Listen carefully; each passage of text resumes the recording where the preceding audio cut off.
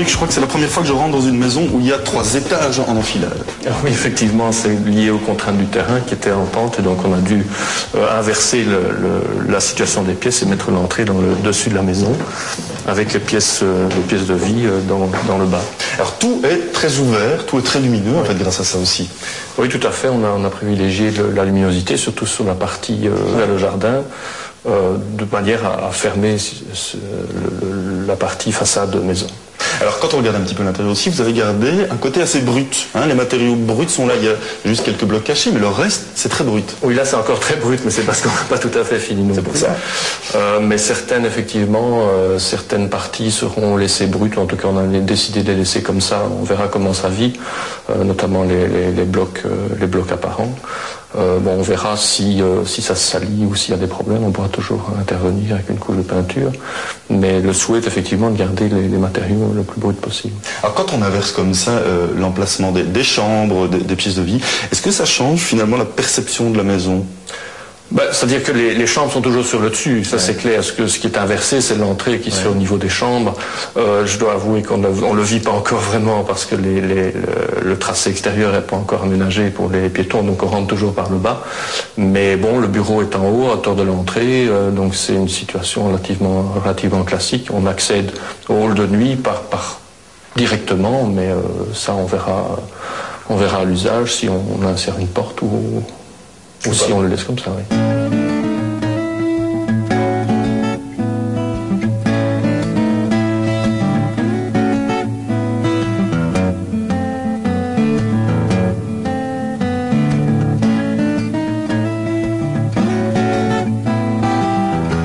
En début d'émission, un des principaux problèmes de cette maison, c'était les sources qu'il y a dans le sol. Oui, effectivement, nous avons découvert un grand nombre de sources qui venaient du haut du terrain, qui traversaient entièrement le terrain et qui se retrouvaient en bas. Alors pour résoudre ça, vous avez construit la maison un peu comme une piscine. Oui, une piscine à l'envers, donc une piscine dans laquelle on ne se baigne pas, puisque oui, tout le sol est recouvert d'une étanchéité, toute la dalle de sol est recouverte d'une étanchéité. À la façon d'une étanchéité de toiture, en fait, une étanchéité soudée, tout à fait similaire, et la même chose pour les murs verticaux contre la terre. Alors, autre principe que vous avez mis en œuvre ici, ce sont quelques principes bioclimatiques.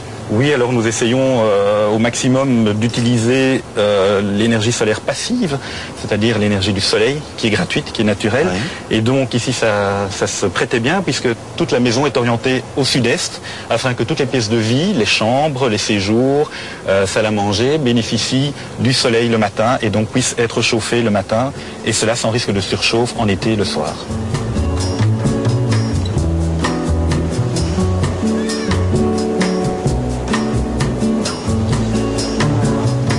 Alors, autre matériau assez écologique, c'est ce genre de bloc qui n'est pas du béton cellulaire. Non, c'est du silico-calcaire, c'est donc de la chaux compressée. Et alors en quoi est-ce que c'est plus écologique que les blocs traditionnels qu'on connaît tous ? Eh bien, c'est un bloc non cuit, donc il n'y a pas de dégagement d'énergie à sa fabrication, il est simplement compressé.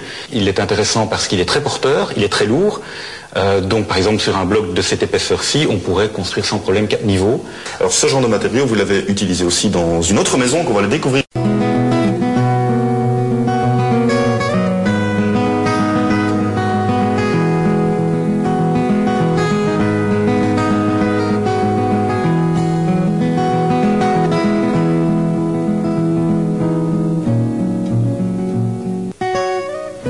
Alors je l'avais dit, on est dans un intérieur tout à fait différent de la première maison et c'est justement ça qui vous plaisait, Véronique, puisqu'on retrouve les mêmes blocs, mais peints cette fois-ci. Voilà, tout à fait. Et non seulement peints, mais peints de couleurs différentes d'un endroit à l'autre ou partiellement peints comme ici. Et ça c'est vraiment très chouette parce que ça donne de la structure, du contraste.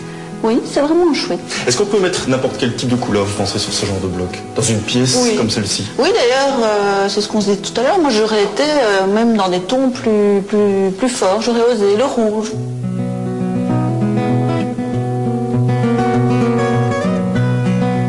Et puis il y avait autre chose aussi dans cette maison qui vous plaisait bien, c'est le premier étage et surtout cette passerelle. En fait, pourquoi est-ce qu'elle vous plaît tant?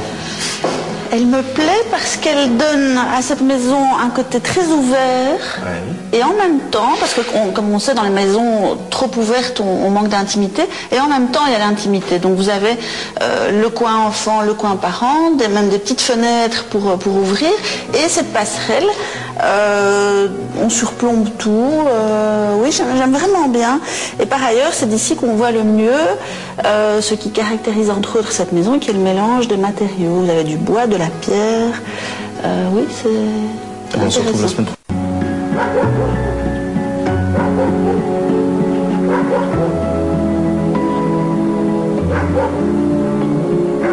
Dernière petite halte dans cette maison, Sophie, c'est parce qu'il y a ici toute une série d'astuces ou d'agencements qui permettent d'économiser pas mal d'énergie finalement.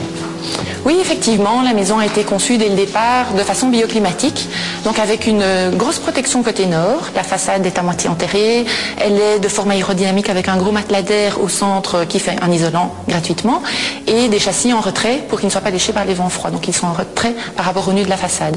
Et alors côté sud, un éclairage maximum, un gain d'énergie avec des blocs en silico-calcaire de ton gris pour accumuler et le rendre avec un déphasage de quelques heures.